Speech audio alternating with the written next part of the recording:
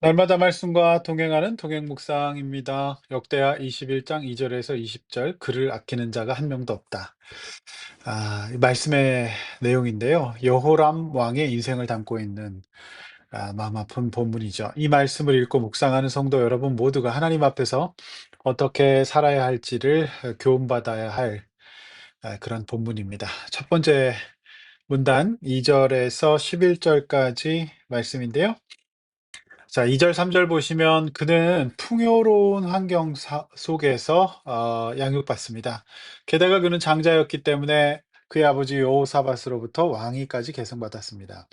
그가 성장 과정에서 어떤 것을 배웠을까요? 아버지 여호사밧은 하나님 앞에서 잘한 부분도 있었지만 말년에는 악한 자들과 연합하여 사업을 벌이고 산당을 철폐하지 않음으로써 그의 자녀들이 삶을 어떻게 배웠을까? 인생을 어떻게 배웠을까?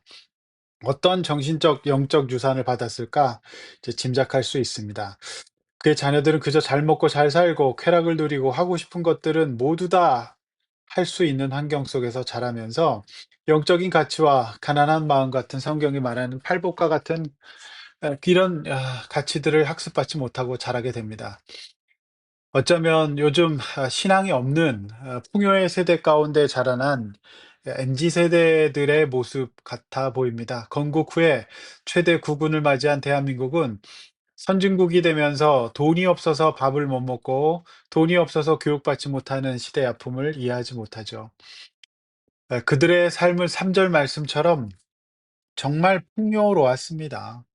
그 4절 권력 유지와 독점에 도움이 되지 않는 형제들과 리더들을 잔인하게 죽여버립니다. 이것을 이제 나중에 엘리야에게 지적받죠. 5절, 6절 30세의 왕이 된 그는 이스라엘 아합의 길로 악을 행하고 특별히 혼인을 자기 마음대로 해버립니다.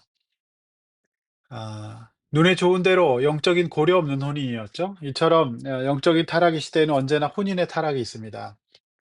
성도에게 있어서 혼인은 매우 중요합니다. 부부는 영적, 육적으로 매우 큰 영향을 주고받게 되기 때문입니다. 영적인 고려가 없는 혼인은 반드시 이처럼 여호와 보시기에 악한 삶을 살게 만듭니다. 7절 하나님도 참 곤란해 하십니다. 이 여호람 왕이 행한 일들을 보면 멸망받아야 하는데 조상들에게 하신 축복의 약속이 있기 때문에 그렇죠. 여호람 왕은 정말 잘못 살고 있었습니다. 자, 8절에서 11절 하나님 나라에 하나님을 경외하지 않는 왕이 다스리니까 당연히 이제 이탈이 발생됩니다. 이탈이 발생이 되고요. 그리고 어 에돔, 림나 이들도 이탈하게 되는데 이제 원인은 여호람 그가 조상들이 하나님 여호와를 버렸기 때문이죠. 심지어 11절 말씀처럼 여러 산당들을 세워서 예루살렘 주민을 음행하게 하고 유다를 미혹하게 했다. 이것이 바로 여호람 왕에 대한 평가입니다. 적당한 가난과 결핍은 자녀들에게 영적인 정신적 유산을 주게 됩니다. 하나님을 찾을 수밖에 없는 환경이 오히려 영육간에 더 유익한 것 같습니다. 그러나 여호람 왕은 영적으로 정신적으로 최악의 길을 걸음으로써 그의 인생이 파멸로 치닫게 되는 것이죠. 산당은 이처럼 하나님 대신 탐욕과 죄악과 욕심의 인생을 살게 만들죠. 성공한 것처럼 보였으나 완전히 실패한 자가 바로 여호람이었습니다. 내 인생은 어떤 곳에 근거를 두고 있습니까? 하나님의 말씀입니까? 산당입니까? 질문해 보시기를 바랍니다. 두 번째 문단 12절에서 20절까지 말씀인데요. 이제 12절 말씀에서 엘리야가 여호람 왕을 경고합니다. 13절 자신뿐만 아니라 예루살렘 주민 모두를 영적인 타락의 길로 안내했고 착한 아우들을 죽였습니다. 14절 그가 받을 벌은 매우 중합니다. 큰 재앙을 받게 되는데요. 15절 고칠 수 없는 일종의 치명적인 내과 질환을 겪게 될 것입니다. 그 병은 창자가 빠져나오는 병이었다.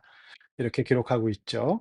16절 환경은 최악으로 치닫습니다. 블레셋 사람들이 쳐들어오고요. 그가 그토록 소중히 여겼던 모든 것들을 다 잃어버리고 하나도 남지 않게 됩니다. 결국 18절 말씀 그가 창자에 병이 들어서 19절 그대로 이루어지게 됩니다. 최악의 삶을 살았기 때문에 그렇죠. 산당에 가르침 받으면서 하나님을 떠난 그 인생의 결론이었습니다. 20절 결국 그가 사망했을 때 그를 아끼는 자가 없다라고 기록하고 있습니다. 오늘 말씀의 제목인데요. 이것은 마치 스크루지와 같은 인생이 아니고서야 무엇이겠습니까? 그의 장래는 그렇게 초라하게 치루어졌고 열왕의 묘실에도 들어갈 수 없었습니다. 그러나 여러분 기회가 없지는 않았습니다. 선지자 엘리야의 경고를 듣고도 그는 일절 회개하지 않았던 것이죠. 하나님의 심판이 너무 심하다라고 생각하지 않습니까? 아닙니다. 그 심판을 당하기 전에 그는 반드시 기회가 있었습니다. 세상 역사책과 주변을 한 번만 돌아보십시오. 오늘날 여호람과 같이 인생을 마감하는 수많은 사람들이 있다는 것을 우리는 알 수 있습니다. 과연 무엇이 인생을 잘 사는 것일까요? 하나님 앞에서 잘 살아야 합니다. 그 인생이 가장 잘 사는 인생입니다. 여러분 믿으시길 바랍니다. 하나님 앞에서 산당 쫓다가 인생을 망가뜨리고 망쳤던 여호람 왕, 그의 인생의 교훈이 저 여러분들에게 어떤 메시지를 주는가요? 하나님 앞에서 잘 살아야 합니다. 산당을 버리고 영적으로 깨어 있는 오늘 하루 추석 연휴의 마지막 날 보내시기를 주님의 이름으로 축원합니다. 기도하겠습니다.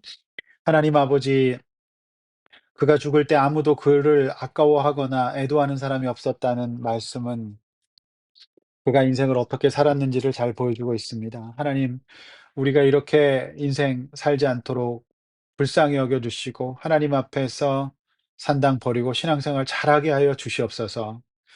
신앙생활은 결코 취미나 시간이 남을 때 하는 게 아닙니다. 우리 인생의 전부입니다. 주님 오늘 이 말씀이 주는 교훈 마음에 새기고 하나님 앞에서 의미 있는 인생, 복된 인생 살다가 쓰임 받다 가는 인생 되게 하여 주셔서 마지막 순간 우리의 장래 때 많은 사람들이 우리를 애도하고 안타까워하며 받은 사랑을 다른 사람에게 나눠주겠다고 결단하는 그런 장래, 그런 마지막 순간 보낼 수 있도록 역사하여 주시옵소서. 예수님의 이름으로 기도하옵나이다. 아멘.